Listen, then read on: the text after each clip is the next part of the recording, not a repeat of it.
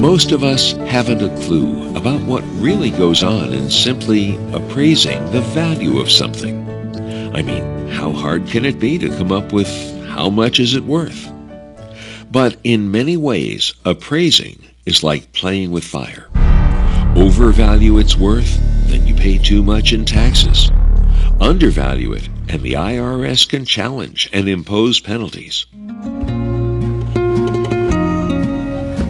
Families are divided, driving one child against another, if the estate inheritance isn't appraised properly. It happens all the time.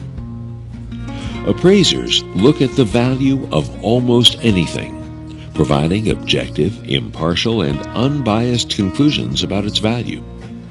It can be a painting found in an estate of a relative, or the value of a mall renting 30 retail stores as an investment. Or, for insurance purposes, you may need some gems and jewelry appraised. An oriental rug? Antiques. What's it worth is a very important question.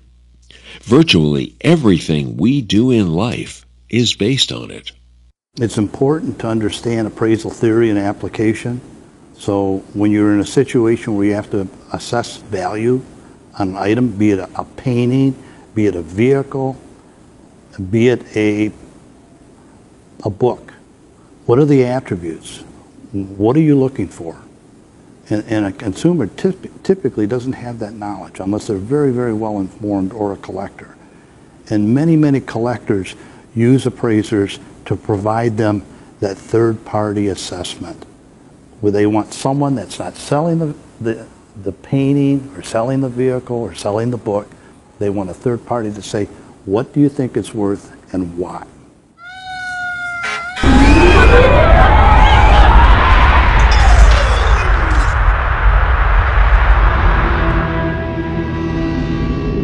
Hurricane Sandy, one of the worst storms to hit the Northeast in 160 years, demonstrates why you appraise things. To avoid the nightmare, disappointment, and financial loss that accompanies the unexpected. By having property and valuable belongings properly appraised before a crisis really helps avoid a lot of problems dealing with an insurance claim.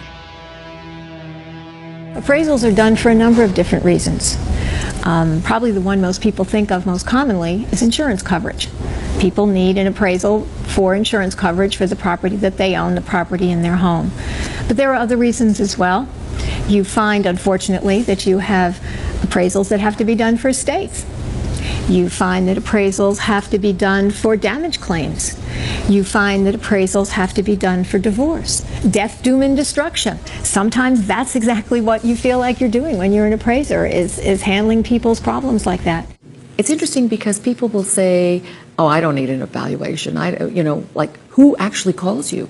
And my answer is, everybody at one point will need a valuation and appraisal of their property at some point in their lives. It all comes down to value.